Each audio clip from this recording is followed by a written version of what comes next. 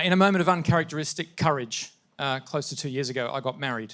Again, a woman who on any objective measure completely outranks me. Congratulations. Thank you. Now, she's very high on assertiveness and I'm very high on conscientiousness, which you will fully understand. And so we contend. We contend a lot and it's good and we're going somewhere good. And I'm very proud for what it's worth. I'm aware and I imagine what your life is like. And I'm talking to you, Jordan, but Dave, I don't want to exclude you either. And I imagine your life being one of constant exhaustion, exhilaration, and probably a fair bit of terror as well. And the word contending is one that you actually used a few days ago on a different platform in a different city.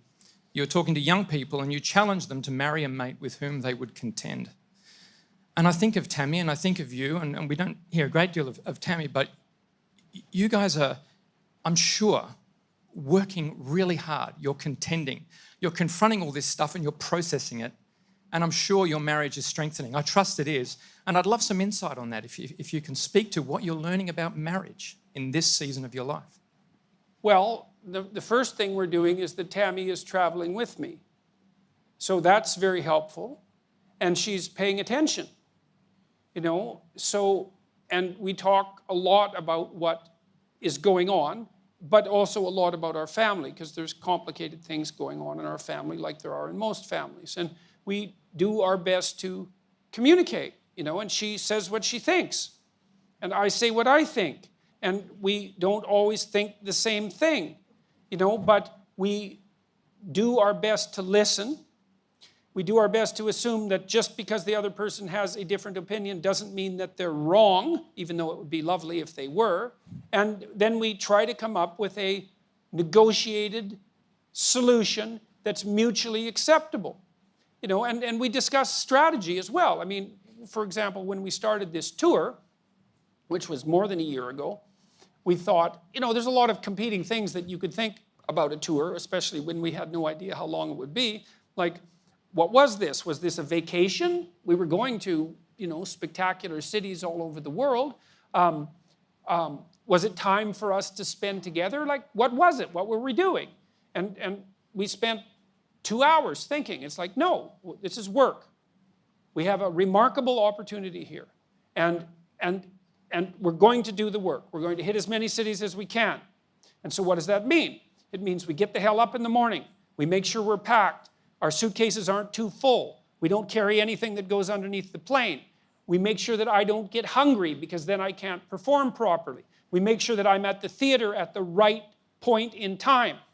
And we make sure that our eye is focused on the fact that it's a great privilege and it's very unlikely that we can do this.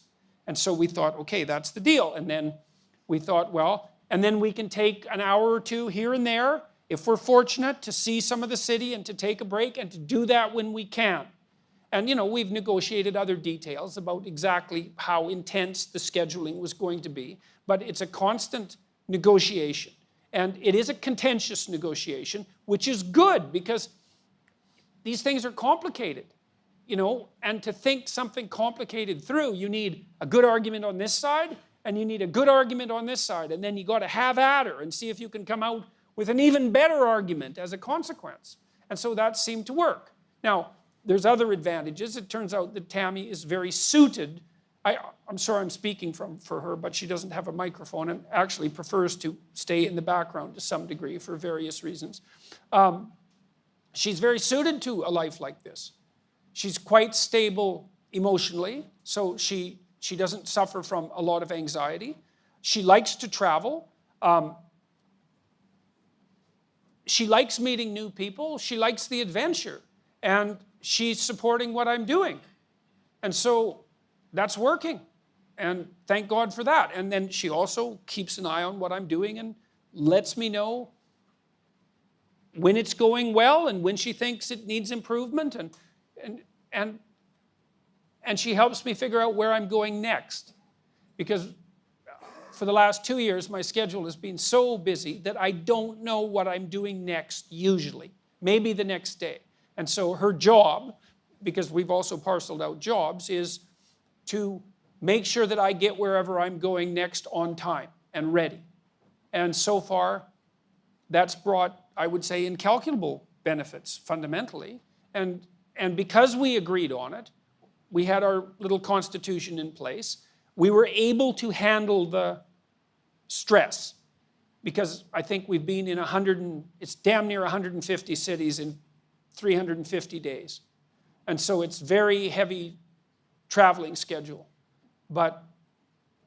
And the other thing too is I trust her. She tells me the truth. It isn't necessarily what I want to hear. Well, you can tell that's the truth, man. It's what you don't necessarily want to hear. But so she's a very good counselor.